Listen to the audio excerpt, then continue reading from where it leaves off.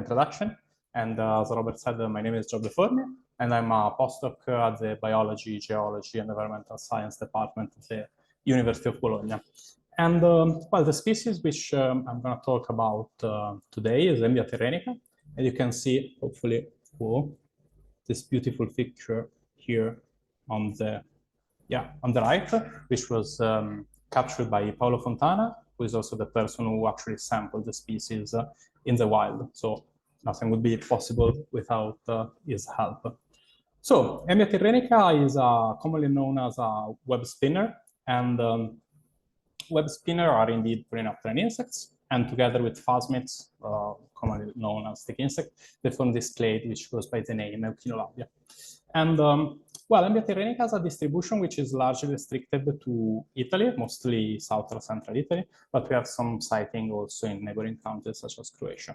And most likely the ERGA genome will represent the first genome ever for the order, and quite surely the first chromosome level genome for Embia.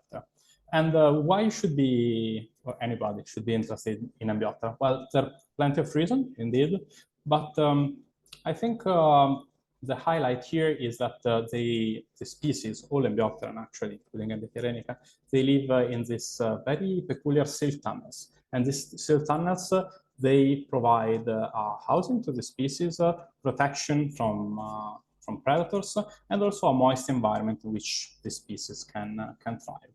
And also, it's also interesting to note that the structure can indeed bring together specimens, so higher the densities of population, and the species indeed present a gregarious behavior with some hints of also of maternal care. But actually what I am personally, and the group as a whole is interested in, is not behavior or, is mostly associated with the evolution of silk itself. So a lot of insects, as you might know, of course, produce silk, but only web spinner produce silks from their legs. And more specifically from like 100 of silk glands, which are present in the tarsus of their forelegs, which you can see in this image are rather enlarged. So these glands are very peculiar structures, very complex structure, and they're made of multinucleated cells. They're very interesting, but we don't have much time to talk about the structure itself. But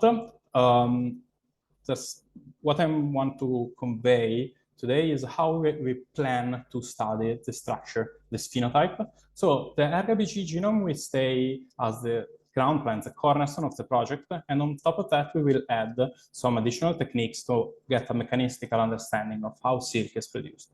So we will start by producing some spatial transcriptomics using Curious-Seeker, and also we are going to add some spatial proteomics of the silk gland. And we're going to perform some metabolomics and targeted metabolomics on the silk as a material. Last week, we won 24-hour beam time at the ESRF synchrotron, so we are going to perform some microtomography of the forelegs. And we're also studying like mechanical properties of the silk. And with this like broad set of expertise comes also a very broad and diverse team, and which you can see down in the slide. And last but not least, I was this morning in at the electronic microscope, so I can show you some like freshly obtained images of silk fibers, and we're gonna use those to understand even better the mechanical properties of this material. And thanks a lot for your attention, and that's everything on my side.